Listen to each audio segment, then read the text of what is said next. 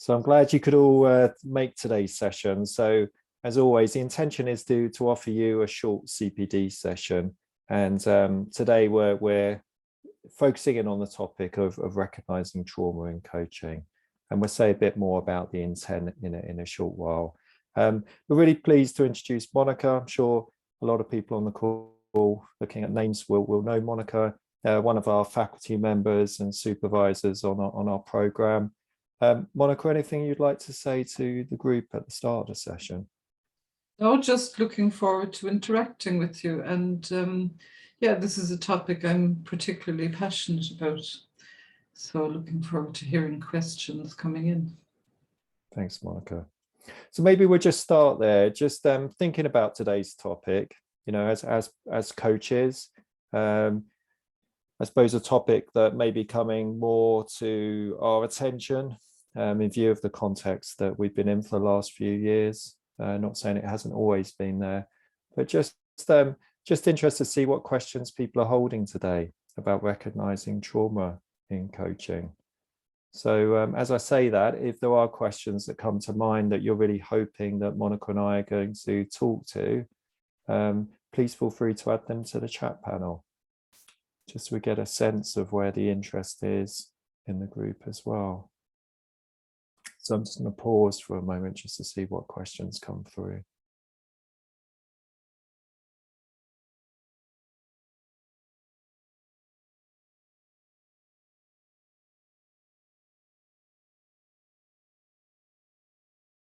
And as those questions start to come through, what I will say is the intent of this session is really to start off a further inquiry, I would say, in terms of this topic. So we really want to sort of help you really reflect on your own practice, thinking about what you might be meeting, thinking about how to recognize signs of trauma in clients, and then actually how to respond and support the coachee as well. So there's sort of some main aims of the session, but again, yeah, lovely to see some questions coming through. So we will try and include as many as we can. So with a session like this, I suppose our encouragement is always to, you know, we hold a non-judgmental space for our clients, and again, to just reflect that on ourselves. You know, this isn't about what you should have done. This is about a personal reflection around this topic. So again, if you notice those judgments coming in around what you should do, etc., just seeing if you can let those go and allow yourself to be in a learning space today. And we will sort of check in as we're going through the session as well. But just to really help everybody arrive, what we thought we would do is just to start the session to enable us to be fully present and grounded and centered. So I'm just going to invite Monica, if you want to just take us through perhaps a short exercise. Gladly. So the questions might still be coming through, but I'm just going to invite all of you to move back a little bit if you're very close to a desk, just so that you consciously take some space for yourself. And then make good contact between your feet and the ground. Really feel your feet, not just with your mind, but actually the felt sense. And just notice how your feet are planted. Any temperature or sensation, so that again you come consciously into your body, and then pressing in your sit bones without even realizing it, your spine becomes a little bit more upright and the energy can flow more freely. And then when we work with the breath, just imagine that your breath is spiraling up when we breathe up and spiraling down when we exhale. So let's just spiral up with a normal breath. It's like a gentle breeze spiraling up your spine. And then a long, slow exhale, twice as long as the inhale, spiraling down into the earth. And I'll do it out loud. So you can join in wherever you are by doing it out loud as well.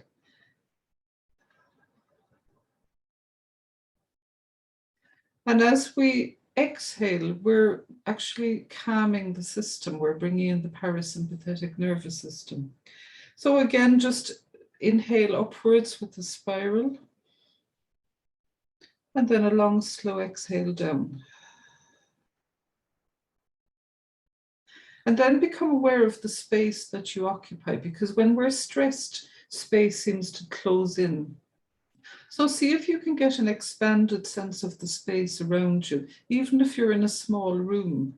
Just sense into the bigger space and see if you can feel it equally to the left and right, front and back, above your head and below your feet. So it's almost like you're in a bigger cocoon of space than you were originally. And then do a little scan of your body and notice if there's any tightness or constriction, or even if your breath has changed just by thinking about trauma, because it takes very little. So just if you do notice anything, any tightness or any sense of your breath changing, just notice without needing to change it. Maybe relax your jaw and let your shoulders drop a little. Just notice any change. And then come into your heart for a moment and bring to mind somebody or something that makes you smile. Again, it could be something very small, but what we're doing is bringing in oxytocin, which is the rapport or connection chemical. And lastly, invite in a quality that could be a resource for you. So, it could be something like openness or trust or compassion or space or ease. And even notice that I'm mentioning those words, how they land with you. What's the felt sense in your body as you hear those words? And maybe there's a word you'd like to bring in, particularly something you'd like to cultivate when you're in situations with clients where you might need just a little bit more resourcing. And if you can't think of anything, ease is always a good one. So I invite you, maybe even from today on, to invite in a quality that you could work with over time. So I'll hand back to you, Damion. Thank you. Thanks, Monica.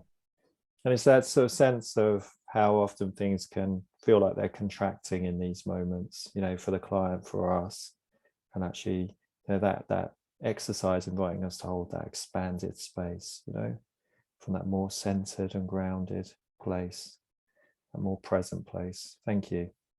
So, Monica, let's just start with the why.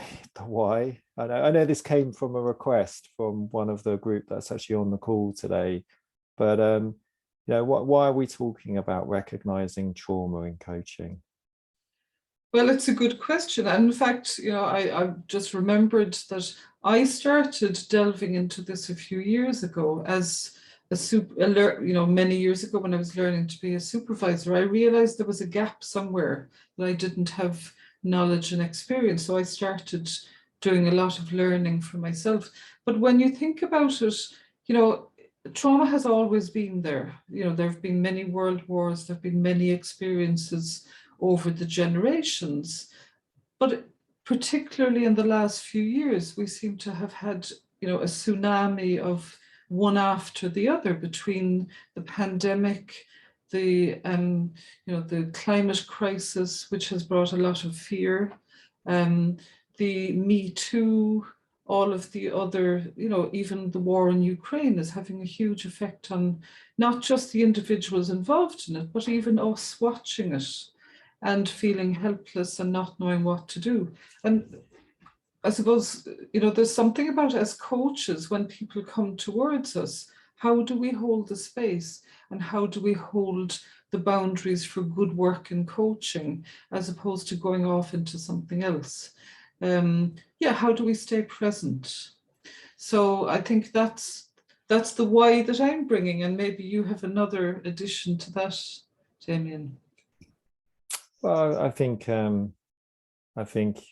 what that just sparked off in me is, as a coach, I'm dealing with all of that as well. So sort of knowing myself, but I think as well, coaching, over the many years it's become more developmental and existential. And I think some of the interventions and inquiries that coaches are now using with clients often will potentially could take them back to critical moments in their life where perhaps they've experienced trauma. And again, I think as coaches, we need to be very mindful of the interventions that we're making in those moments.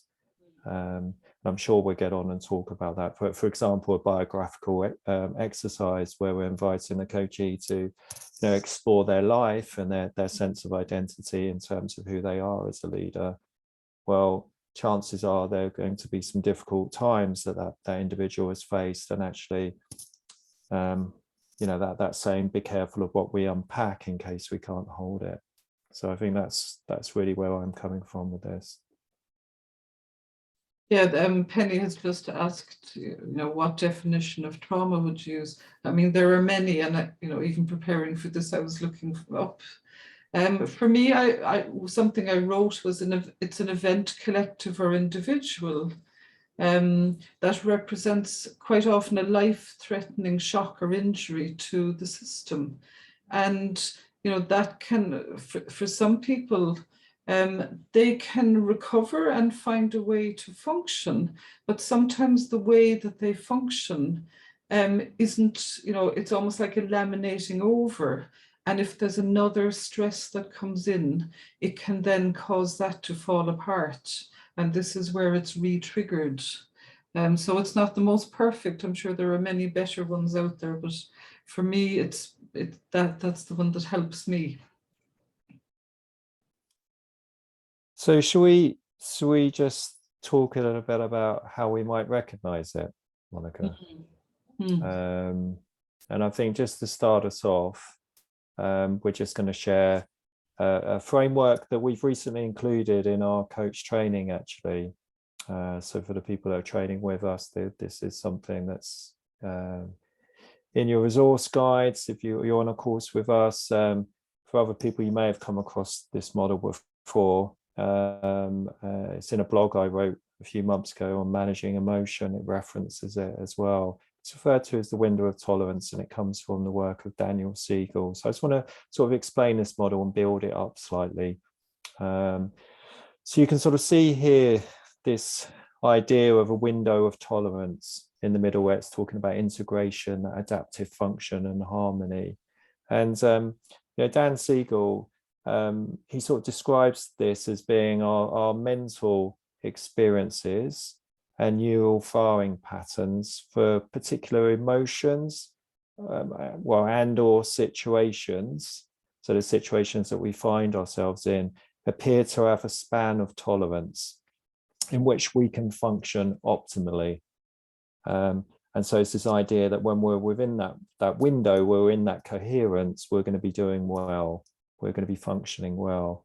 But outside of the window, when we find ourselves outside of the window, we push beyond tolerance levels of arousal, and we move to either chaos or rigidity, which I'll come and explain in a short while.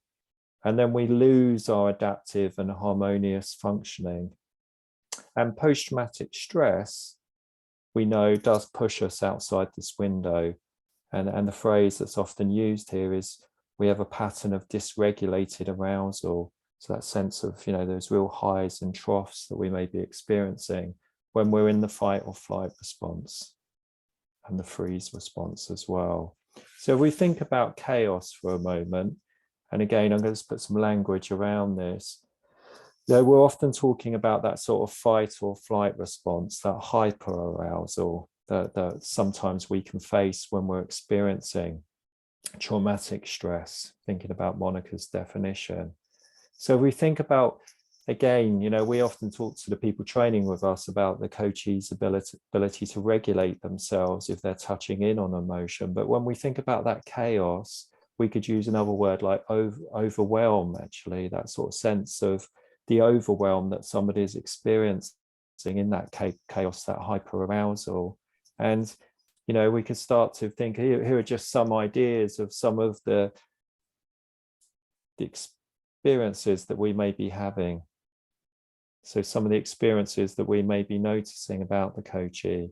So that sort of sense of, if you just read down the right-hand side, in terms of what we may be meeting, that sense of that sort of agitation. If you think about that hyper-arousal that comes from that sort of emotional volatility, that one side could be that panic, that real fear response. The other side, that euphoria, that mania that sometimes could be there as well.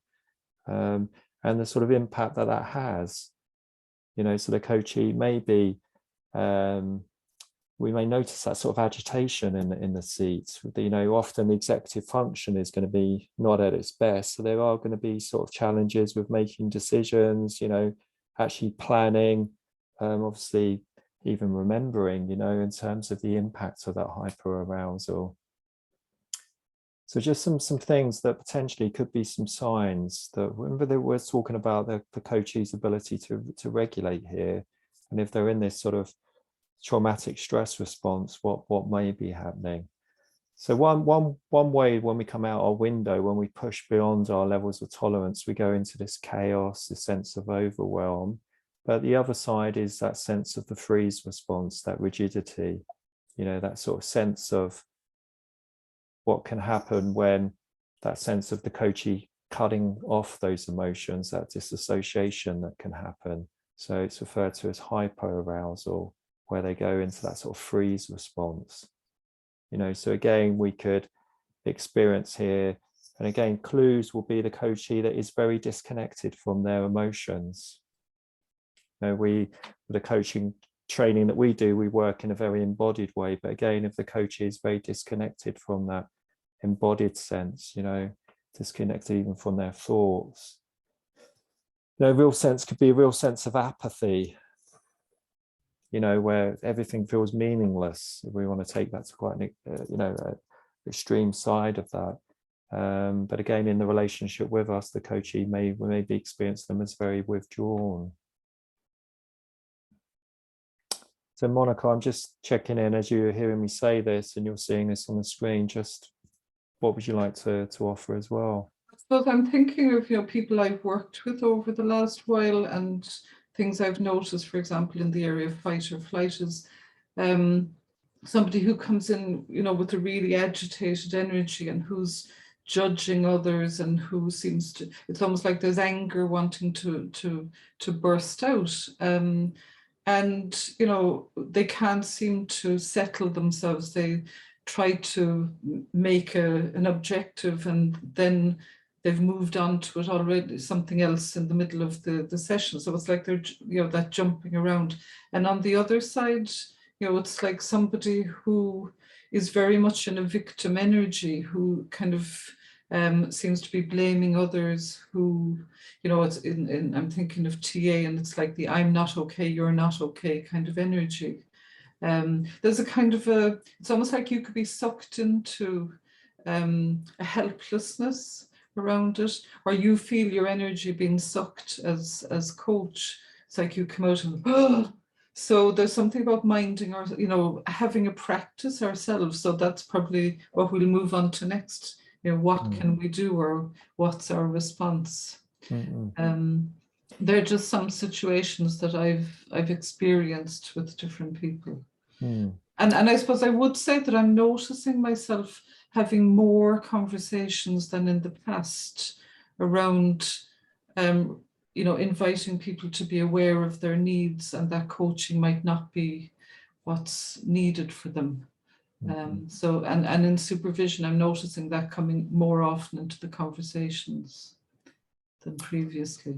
Yeah, and I suppose there's something here about patterns we're seeing in the coachee, or the content of what they're bringing with us, but also in the moment, we may be starting to undertake an exercise with the coachee, and we're starting to notice perhaps it's a real sense, we're doing a visualization, and there's a real sense of ungroundedness. So just being able to be very much aware of, I suppose, how we work with this in the moment as well. For example, making sure the coachee's feeling grounded on the floor, getting them to open their eyes and really making contact with us. Yeah, and I've been very mindful, because I work a lot with the body and energy, and I'm very mindful of doing that slowly and respectfully, and inviting the coachee to decide what they want rather than me imposing anything, because the body sometimes is a place where people have been uncomfortable, and that's where the experiences are stored in the cellular memory. So it's really about us as coaches, taking things slowly and not trying to force anything to happen. So, and again, I'll take us back to the sort of reflection around intervention, because, if we're doing something like a biographical exercise with someone, and perhaps, they've even drawn a lifeline, who knows what we're asking them to do. But, when there's those troughs where perhaps they've had difficulty in their life, again, just being mindful of our intent here, because just an observation recently, I've been supporting people in supervision who have been sort of unpacking the trough, and of course, what's that going to evoke versus the coach that enables the person to take that balcony view and reflect on the trough and think about the learning that they're taking from that. There's a different intent in terms of those interventions. And again, Yeah. Go Sorry, on, Damion, go ahead. No, I was just going to say that piece around being careful what we unpack, because coaching is certainly not a place to be unpacking that. Yeah, I was going to say my analogy for that is, first of all, I always ask the questions I often ask in supervision, who for and what for, the intent piece. But sometimes I use the analogy that it's almost like, as coaches, we're really moving forward. We're moving from the present to the future.